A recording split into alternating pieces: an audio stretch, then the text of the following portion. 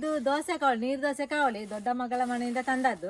ಅಂದ್ರೆ ಅಲ್ಲಿ ಎದ್ದೇಳುದಿಲ್ಲ ಅಂತೆ ದೋಸೆ. ಅದು ಚಪಾತಿ ಮತ್ತು ಆಮ್ಲೆಟ್ ಎಲ್ಲ ಮಾಡಿದ್ದು. ಅದು ಮಾಡಿದ್ರೆ ಉಂಟಲ್ಲ ಮತ್ತೆ ದೋಸೆ ಎದ್ದೇಳುದಿಲ್ಲ, ನೀರು ದೋಸೆ. ಇದೇ ನೋಡಿ ದೋಸೆ ಕಾವಳಿ, ನೀರು ದೋಸೆ ಕಾವಳಿ. ಇದು ಕಬ್ಬಿಣದಿದು. ಈಗ ನೋಡ್ಬೇಕು ದೋಸೆ ಎದ್ದೇಳ್ತದ ಇಲ್ವಾ, ಅದನ್ನು ಪಲಗಿಸಿ ವಾಪಸ್ ದೋಸೆ ಮಾಡುದು.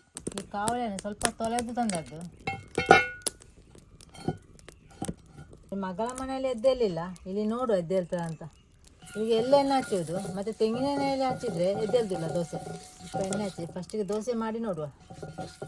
ಎದ್ದೇಳದಿದ್ರೆ ಪಲಗಿಸಿ ಮತ್ತೆ ದೋಸೆ ಮಾಡುವ. ಇಲ್ಲಿ ದೋಸೆ ಹಾಕಿ ಮತ್ತೆ ಉಪ್ಪು, ಸ್ವಲ್ಪ ತೆಂಗಿನ ತುರಿ, ಮತ್ತೆ ಸ್ವಲ್ಪ ಬಾಯ್ಲ್ಡ್ ರೈಸ್ ಇರೋದು. ಅಂದರೆ ಕುಚ್ಚಲಕ್ಕಿ ಅನ್ನ ಉಂಟು ಇದರಲ್ಲಿ, ಅದನ್ನು ಗ್ರೈಂಡ್ ಮಾಡಿ ಅಂದದ್ದು.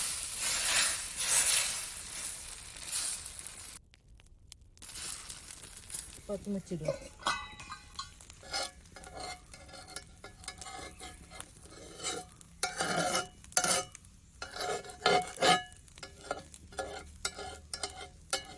ಸರಿ ಎದ್ದೇಳುದಿಲ್ಲ. ಇದೇ ರೀತಿ ಹಿಟ್ಟು ಮಾಡಿದ್ದು ನೋಡಿ, ಈ ರೀತಿ ಆಗ್ತದೆ.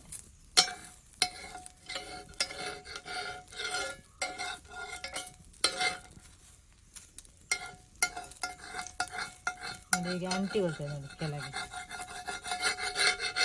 ನೋಡಿ ಈ ರೀತಿ ದೋಸೆ ಆಗ್ತದೆ. ಸರಿ ಬರುವುದೇ ಇಲ್ಲ ದೋಸೆ. ಇನ್ನೊಂದು ದೋಸೆ ಮಾಡಿದ್ದು, ಅದು ಎದ್ದೇಳುವುದಿಲ್ಲ. ಅದಕ್ಕೆ ಈಗ ಪರಾಗಿಸುವ. ಪರಾಗಿಸಿ ನೋಡಿ, ಹುಡಿ ಹುಡಿ ಆಯ್ತು. ಅದಕ್ಕೆ ಸ್ವಲ್ಪ ಈಗ ಎಣ್ಣೆ ಹಾಕುವ. ಇದೇ ಕಾಲಿಗೆ ತೊಳೆದಿಲ್ಲ. ಈಗ ಸ್ವಲ್ಪ ಜಾಸ್ತಿ ಎಣ್ಣೆ ಹಾಕುವ. ಹಾಕಿ ಸ್ವಲ್ಪ ಈರುಳ್ಳಿ ಫ್ರೈ ಮಾಡುವ. ಜಾಸ್ತಿ ಬೇಡ, ಸ್ವಲ್ಪ ಒಂದು ಅರ್ಧ ಈರುಳ್ಳಿ. ಈಗ ಇದೆಲ್ಲ ಚಂದ ಮಾಡಿ ಫ್ರೈ ಮಾಡಬೇಕು. 2 ನಿಮಿಷ ಈರುಳ್ಳಿಯನ್ನು ಫ್ರೈ ಮಾಡಿದ್ದೇನೆ. ಈಗ ಈರುಳ್ಳಿಯನ್ನು ತೆಗೆಯುವ. ಇಷ್ಟು ಈರುಳ್ಳಿ ಕಪ್ಪಾದರೆ ಸಾಕು, ಅಂದರೆ ಫ್ರೈ ಆಗಿದೆ ನೋಡಿ. ತೆಗೆಯುವ. ಅದಕ್ಕೆ ಸ್ವಲ್ಪ ಅಲ್ಲೆಣ್ಣೆ ಹಾಕ್ತೇನೆ. ಕಾವಳಿಯನ್ನು ತೊಳೆಯೋದು ಬೇಡ, ಸ್ವಲ್ಪ ಜಾಸ್ತಿ ಎಣ್ಣೆ ಹಾಕಿ ದೋಸೆ ಮಾಡಿದರೆ ಆಯಿತು. ಫಸ್ಟಿಗೆ ಒಂದು 2 ದೋಸೆ ಈರುಳ್ಳಿಯನ್ನು ತೆಗೆದ ನಂತರ ಸ್ವಲ್ಪ ಎಣ್ಣೆ ಹಾಕಿ ತಕ್ಷಣ ದೋಸೆ ಮಾಡಿದರೆ ಆಯಿತು. ಈ ರೀತಿ ಸ್ವಲ್ಪ ದಪ್ಪ ಹಿಟ್ಟನ್ನು ಹಾಕಿ ಫಸ್ಟಿಗೆ ಒಂದು 30 ಸೆಕೆಂಡ್ ಮುಚ್ಚಿಡುವ.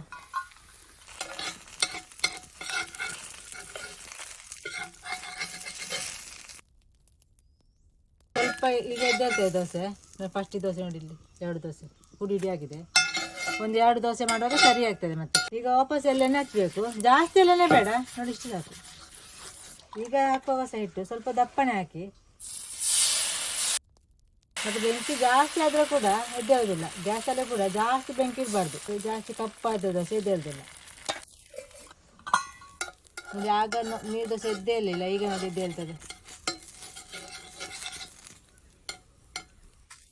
ಮತ್ತೆ 4-5 ದೋಸೆ ಮಾಡುವಾಗ ಸರಿ ಆಗ್ತದೆ. ಮತ್ತೆ ಸರಿ ಎದ್ದೇಳ್ತದೆ ನೋಡಿ. ಈಗ ಚಂದ ಮಾಡಿ ಎದ್ದೇಳ್ತದೆ ನೋಡಿ. ಇನ್ನು ಸ್ವಲ್ಪ ಎಣ್ಣೆ ಹಚ್ಚಿದ್ರೆ ಸಾಕು ನೋಡಿ. ಇಲ್ಲಿ ಬೆಂಕಿ ಹೋಗಿದೆ, ದೋಸೆ ಎದ್ದೇಳುದಿಲ್ಲ. ಮತ್ತೆ ಎಲ್ಲಿ ಬೆಂಕಿ ಹೋಗ್ಲಿಲ್ಲ ಅಲ್ಲಿ ದೋಸೆ ಎದ್ದೇಳುದಿಲ್ಲ. ಮತ್ತೆ ಗ್ಯಾಸಲ್ಲಿ ಆದ್ರೆ ಎದ್ದೇಳ್ತದೆ, ಎಲ್ಲ ಕಡೆ ಬೆಂಕಿ ಹೋಗ್ತದೆ ಎಲ್ಲ ಹಾಗೆ. ಮತ್ತೆ ಹಿಟ್ಟುಂಟಲ್ಲ ಜಾಸ್ತಿ ತೆಳುವು ಮಾಡಬೇಡಿ. ಮತ್ತೆ ಡೈಲಿ ದೋಸೆ ಮಾಡುವ ಕಾವಲಿಗೆ ಆದರೆ ತೆಳು ಹಿಟ್ಟು ಅಂತ ಆಗುದಿಲ್ಲ, ಎದ್ದೇಳ್ತದೆ. ಇದೊಮ್ಮೆ ಎದ್ದೇಳದೆ ಅಭ್ಯಾಸ ಆಗಿದೆ ಇದಕ್ಕೆ. 1 ದೋಸೆ ಆಯಿತು ಮಾಡಿದ್ರೆ. ಆ ಮೂಲೆಯಲ್ಲಿ ಇತ್ತು, ಹಾಗೆ ಒಮ್ಮೆ ಟ್ರೈ ಮಾಡುವ ಅಂತ ಮಾಡಿದ್ದು. ದೋಸೆ ಮಾಡಿ ಒಮ್ಮೆ ಅಭ್ಯಾಸ ಮಾಡುವ ಅಂತ. ಈ ಕಾವಲಿಗೆ ಬೆಂಕಿ ಮಾತ್ರ ಸರಿ ತಾಗಬೇಕು, ಇಲ್ಲದ್ರೆ ಎದ್ದೇಳುವುದಿಲ್ಲ. ಮೂಲೆ ಇದ್ದ ಕಾವಲಿಯರು ನೀವು ಸಹ ಇದೇ ರೀತಿ ಮಾಡಿ, ಎದ್ದೇಳ್ತದೆ. ಎಷ್ಟು ಚಂದ ಎದ್ದೇಳ್ತದೆ ನೋಡಿ. ಈಗ ನೋಡಿ, ಇಲ್ಲಿ ಎಲ್ಲಿ ಬೆಂಕಿ ತಾಗಲಿಲ್ಲ ಅಲ್ಲಿ ಎದ್ದೇಳುವುದಿಲ್ಲ. ಕಬ್ಬಿಣದ ಕಾವಲಿ ಹಾಗೇನೆ ನೋಡಿ. ಎಷ್ಟು ಚಂದ ಬಂತು ನೋಡಿ ದೋಸೆ ನೋಡಿ. ಈ ರೀತಿ ಬಂತು. ಕೆಲವರು ಹೇಳ್ತಾ ಇದ್ರು ನಮ್ಮ ಮನೆಯಲ್ಲಿ ಇದ್ದದ್ದು ಕಾವಲಿಯಲ್ಲಿ ದೋಸೆ ಎದ್ದೇಳುವುದಿಲ್ಲ ಅಂತ. ನೀವು ಇದೇ ರೀತಿ ಮಾಡಿ ದೋಸೆ ಎದ್ದೇಳ್ತದೆ. 4 ದೋಸೆ ಹಾಳಾಯ್ತು ನೋಡಿ. 4 ದೋಸೆ ಇದು ಸರಿ ಉಂಟು. ಇದು 4 ದೋಸೆಯಲ್ಲಿ ಎಣ್ಣೆ ಜಾಸ್ತಿ ಉಂಟು. ಇದನ್ನು ತಿನ್ಲಿಕ್ಕೆ ಆಗಿದ್ರೆ ಇನ್ನು ಮಾಡೋದು ನಿಮಗೆ ಸರಿ ಬರ್ತದೆ ದೋಸೆ ನೋಡಿ. ನೀರು ದೋಸೆ ಮಾಡುವಾಗ ಪ್ರತಿ ದೋಸೆ ಮಾಡುವಾಗ ಕೂಡ ಎಣ್ಣೆ ಹಚ್ಚಬೇಕು. ಕಬ್ಬಿಣದ ಕಾವಲಿಗಾದ್ರೆ, ನಾಸ್ಟಿಕ್ ಆದ್ರೆ ಎಣ್ಣೆ ಹಚ್ಬೇಕಂತಲೇ ಇಲ್ಲ. ಕಾವಲಿಯನ್ನು ಸರಿ ಮಾಡಿದ ನಂತರ ಇಷ್ಟು ಎಣ್ಣೆ ಹಾಕಿದ್ರೆ ಸಾಕು. ಇದು ಪಳಗಿಸಿದ್ದಾರೆ ಮೊದಲೇ ಒಮ್ಮೆ, ಮತ್ತೆ ಇದು ವಾಪಸ್ ಸರಿ ಮಾಡಿದ್ದು. ಈಗ ಫಸ್ಟಿಗೆ ತಂದ ಕೂಡಲೇ ಹೀಗೆ ಮಾಡಿದ್ರೆ ನಿಮಗೆ ದೋಸೆ ಎದ್ದೇಳುದಿಲ್ಲ. ಫಸ್ಟಿಗೆ ಪಳಗಿಸ್ಬೇಕು, ಮತ್ತೆ ಎದ್ದೇಳದಿದ್ರೆ ಹೀಗೆ ಮಾಡಿದ್ರೆ ಆಯ್ತು.